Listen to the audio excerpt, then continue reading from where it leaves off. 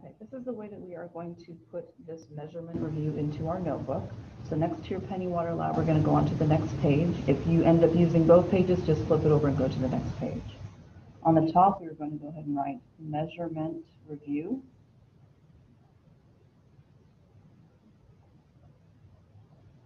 And hopefully you have already watched the Metric City video, but we're going to go ahead and make the staircase with 1, 2, 3, 4, 5, 6, 7 staircases. So 1, 2, 3, 4, 5, 6, and 7. Down here we have milli. The next one up is centi. Then we have deci. Then we have meter. That is our main one. It is not the only one. Then we have deca, hecto, and then kilo. Now underneath meter, I would like you to write the other ones that we have, which is gram and liter, because every once in a while we will be using the other ones. Okay.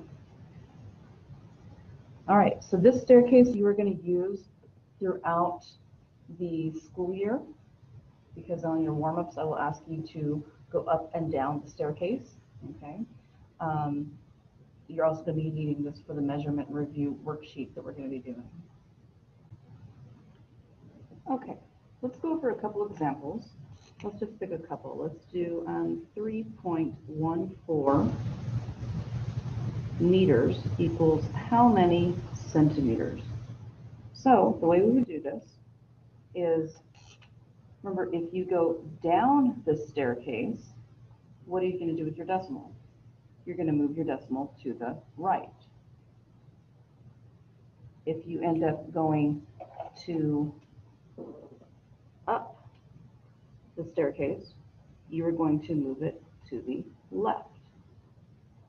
Okay, so we have 3.14. It's much easier to, instead of like what the Metric City video showed you, it's easier just to write it out. Eventually you might be able to do this in your head. Okay, but right now I want you to write it out. So here's our decimal. We are starting at the meters and we are going down to centimeters. So that is 1, 2 spots. So remember, I'm going to the right. I'm going to take my decimal. I'm going to go 1 and 2. So my new answer is 314. We could write the decimal, but we don't need to, because the decimal, if it's at the end and there's no digits after that decimal, we can just leave it. Okay, that is one example.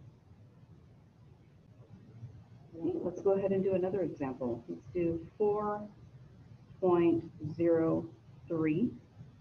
And let's start at centimeters this time. And we want to go to, let's say we want to go all the way to kilometers. So we're going to start here and we're going to end here. So we're going to go 1, 2, 3, 4, and 5. Since we went up, we're going to move our decimal to the left. So let's go ahead and write it out. And since we're going to go to the left, we're going to go 1, 2, 3, 4, 5. 1, 2, 3, 4, 5. Move my decimal here. Now we need to fill in those blanks with zeros. So my answer is, see if I can fit it, I have 4 zeros. So 1, 2, 3, 4, and then 4, 0, 3.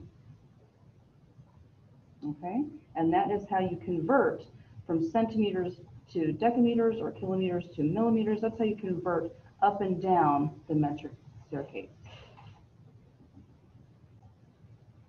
In your composition book, I'd like you to write those arrows.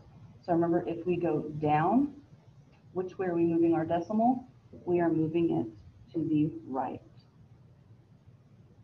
If we are moving it up the staircase, we're going to move our decimals to the left. Okay, guys, so please make sure you write all that in your composition book.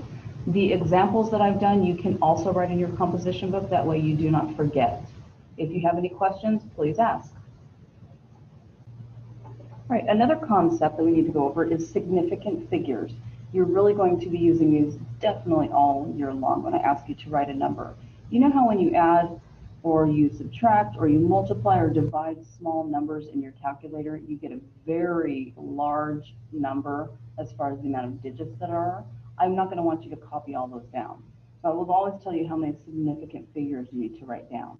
So in your composition book, underneath that staircase and the examples that you put in, go ahead and write significant figures. That way you'll always have this and you'll remember what it means. So let's do some examples. We have 3.14, really famous number. This has 3 digits in it. So this one would have 3 significant figures. Another one, let's go to 4.0003. This one has 2 main digits in it, but it still has 3 zeros in the middle. But because it is bookend by 2 digits, we're going to go ahead and add 1, 2, 3, 4, 5. So this one has 5 significant figures. But what if we have 3.7900? How many significant figures would that have?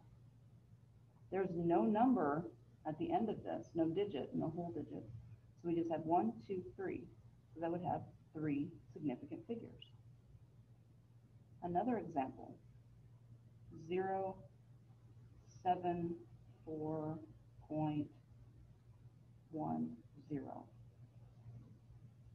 Because this one ends with a 0, I'm not going to count that one. But this one I have to count because it's ending with 2 whole digits. So we're going to have 1, 2, 3, 4 significant figures. That means that if I wrote 074.1, it is exactly the same thing.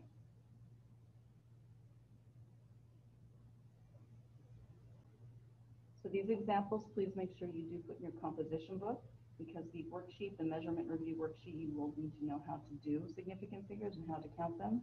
And throughout the school year, I will be saying how many significant figures to write on something. Okay, so again, if you have any questions on this, please ask.